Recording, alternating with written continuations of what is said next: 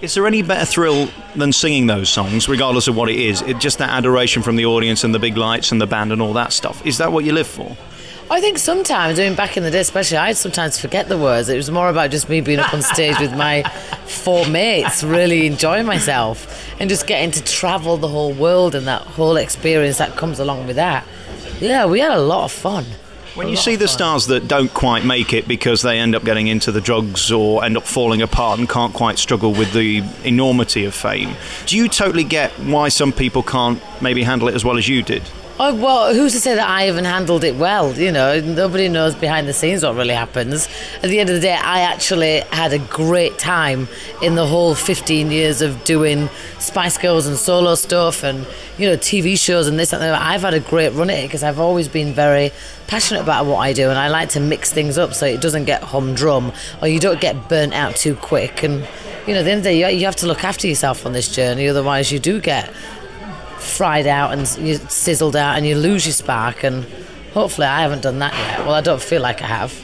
You're only in your mid-30s now. How much pressure is there? I'm mid-30s, oh my God, I'm nearly on my way to 40. 35 I think is quite a big age for a woman to turn, because you're not like 34, 33, you're like nearly on your way to like 37, 39, 40. Yeah, it's a big one. And how much pressure is there on you to still be on the front of the magazines and still be on the box and still be wanted? Do you worry about that stuff? I don't think I have pressure about being on the front of a magazine. And if I am on a front cover of a magazine, then great. And if I'm not, great too. I have so many things that I do, whether it be producing movies with my husband, investing in different business opportunities and things like that. I keep myself busy so it's not just about one thing. Obviously my number one thing is music and performing, but then there's many different things that you can also do that really, interest me. Can they hurt you now? I saw very recently a lot of front pages that weren't that complimentary about the state of your marriage and how you're getting on.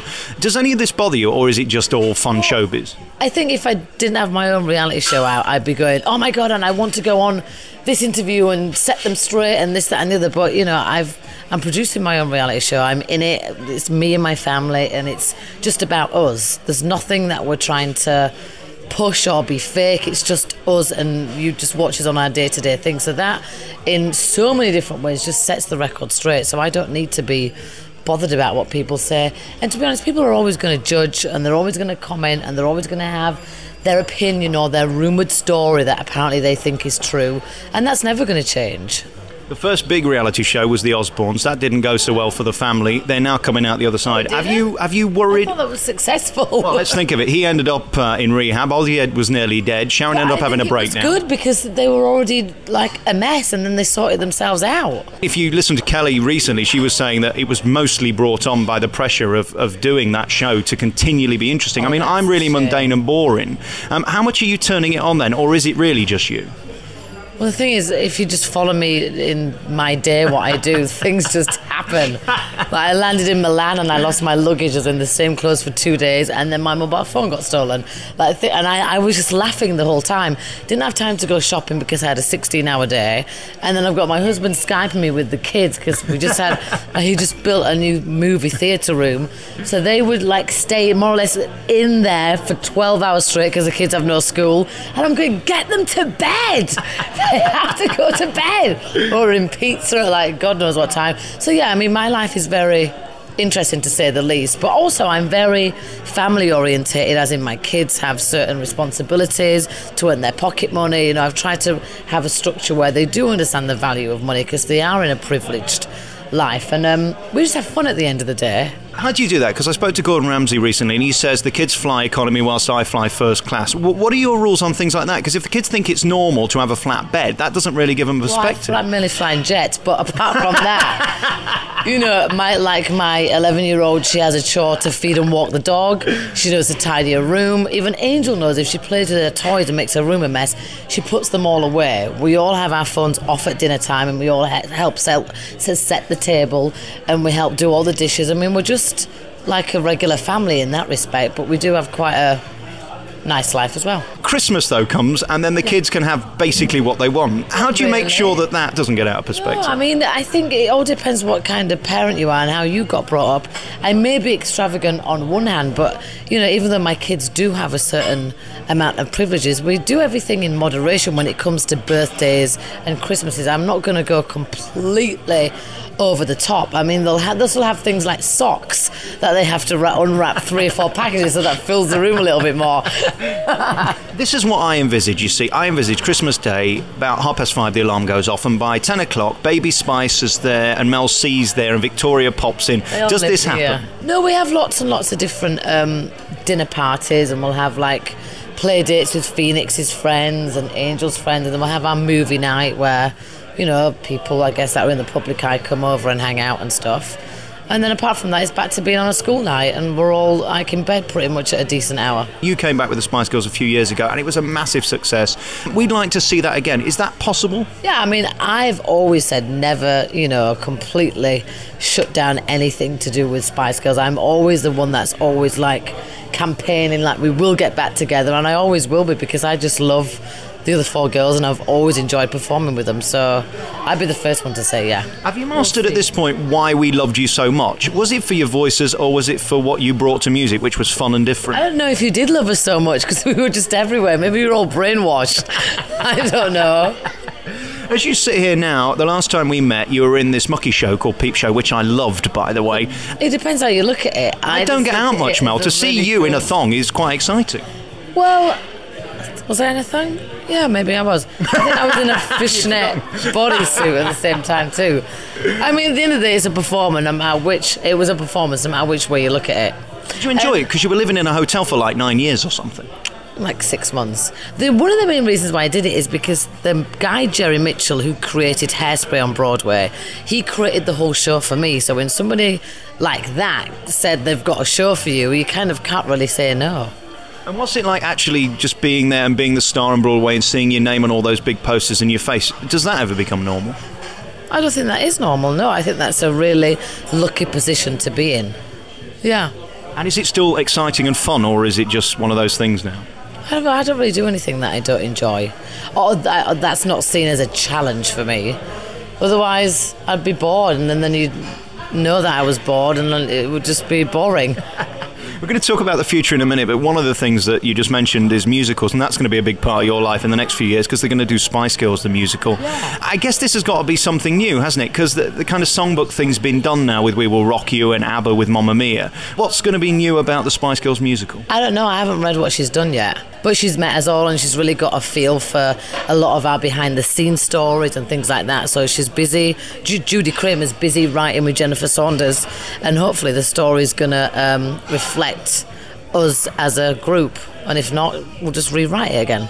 The interesting thing about you is your physicality of late. Let's face it, everybody has been mesmerised by how good you look and how physical you've become, and into all the DVDs and stuff like that. Why are you frowning? Am I saying something I think it's funny.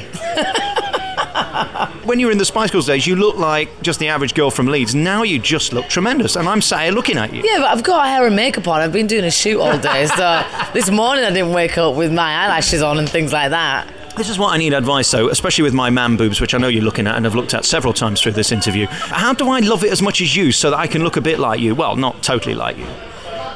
Well, I work out and I eat somewhat healthy, and I think everything in moderation and balance. I started working, the first time I ever stepped foot in a gym was 3 years ago, because I put on so much baby weight and I wanted to kind of lose it. And I just started doing it bit by bit since then. It kind of has been one of my things that has taken over a little bit. Do you think you were born to be fat? I think I was born to be fat, because the minute I take my eye off the ball, I go up 6 stone. Were you born to be gorgeous?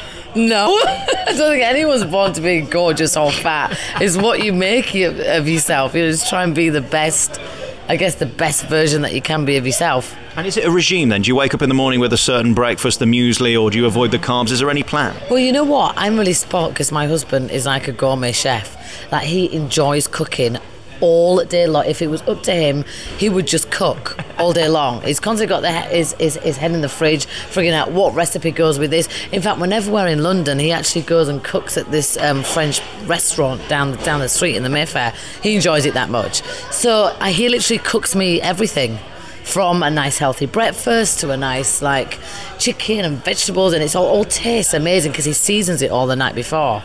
So here, when I'm here by myself, I have wine and wine and bread.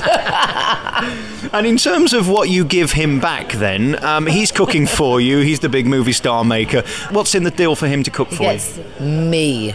Which probably half the time is like, oh God. We all love the fact that you say what you think. Are you better now at not saying exactly what you think until you've thought about it? Because that used to get you in a lot of bother, didn't it?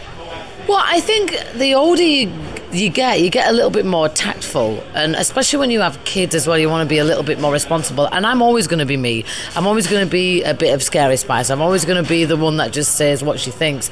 But I think I've just become a little bit nicer and worldlier, because when you travel and you see certain cultures and differences, you really do appreciate who you are and what you've got and where you've come from. So you just become a little bit more humble. And where do you go from here? Obviously, we get to see an insight into you we've never seen before, and there's got to be a little bit of theatre in there. You're saying that it's mostly really you. It's really not theatre in there. You'll see it and you go, oh, right, okay, that is her. Is it aggravating, though, to have these people poking cameras in your face 24/7? Not really, because I walk down my driveway and they're already there waiting for me anyway. What's the rules? Are there any specific rooms they can't go in the bathroom, in the shower? No, anywhere? I mean, they don't really do that anyway. But I mean, they've filmed in my bedroom and stuff like that, but not for that long. I'm thinking in the shower, though, that could be great for ratings. I don't think they do that. I wouldn't want them to do that. Sorry, is that wine not very good? No, it's not very good. Taste it. No, I don't even like the colour of it. And we're in one of the swankiest restaurants in London. They can't even give Mel B a good glass of wine. Because I brushed my teeth before I came down, and then it tastes of toothpaste and wine. It's not very sexy. What do you normally like? I mean, are you often found with your nose in Jacob's Creek? No, but that is a good red wine. That's nice. Yeah, my mum. Blue Nun, do you like Blue Nun? Oh, no, but what's the one? There's Baby Show? No, there's Fat. What's the other red wine? There's a red wine and there's a white wine. That's really rude. Anyway, go on, sorry. I can't remember where I was, but your affection for Leeds and its affection for you, how often do you get back? Because it must be just like you can leave show business behind and become you again. I'm always me, whether I'm in an interview or whether I'm doing laundry or frigging picking my kids up from school. I'm always me. My point was, you were on Loose Women. That was it. Yeah, now you're back on track. So is this the future where we can see more of you maybe doing shows like that? I'm not sure, actually. I haven't planned my life out that much. Have you noticed, by the way, I don't wish to distract you, but we're in one of the poshest hotels and there's a cheap supermarket opposite. You'd think they'd have put a ban on that. When I land, I go and stock up from Sainsbury's because I like some of their food to snack on, and then I bring it into my hotel room. Do they let you do this in these fancy places, that you can bring your own supermarket food in? Of course, I mean, you don't like just eat the supermarket food, but it's always nice to have your like home comforts there. All right, let's review what we've learned. The wine is horrible in this restaurant. It's not horrible. I think it's more of a Shiraz rather than like a Pinot. It tastes heavy, which I don't mind heavy. So I like a Pinot Noir as well. You like for a fruity red? Yes. Look who's interviewing you, love. That's all I'm saying. I knew you were going to say that. Really nice to talk to you, and I'm so proud of you and pleased for you, as are the whole of West Yorkshire. They love you, as does this country. We're sorry we've lost you. Are we ever going to get you back living in this country? I don't know. In the last 3 months, I've been back here every single month for 6 days. So I get to come back a lot. Don't you miss Coronation Street? I mean, Norris is just brilliant on there at the minute. I do miss Coronation Street. I was actually in Coronation Street as an extra years and years ago. And Bev Callard, her daughter's my best friend from school. Who were you on screen with? What happened? No, I was packing tins. I was an extra. I didn't talk. So were you in the supermarket thing with Ken Morley, were you? Yeah, with the blue anorak thing on. What's that Bev Callard really like? Because, of course, she's got a DVD out doing fitness, hasn't she, as well? She's really nice. I mean, I've grown up with her daughter, and I used to go around to her house and do, like, sleepovers and things like that. She was a really cool mum back in the day, and she still is. Hey, listen, Mel, really lovely to talk to you. When do you go back to the States, then? Wednesday morning. Have you got your own private jet, or will you be flying? No, not this time. All right, we'll just hire a few beds so nobody has to sit next to you. It can be really annoying when people pass wind and things. I don't want to be snoring in front of anyone.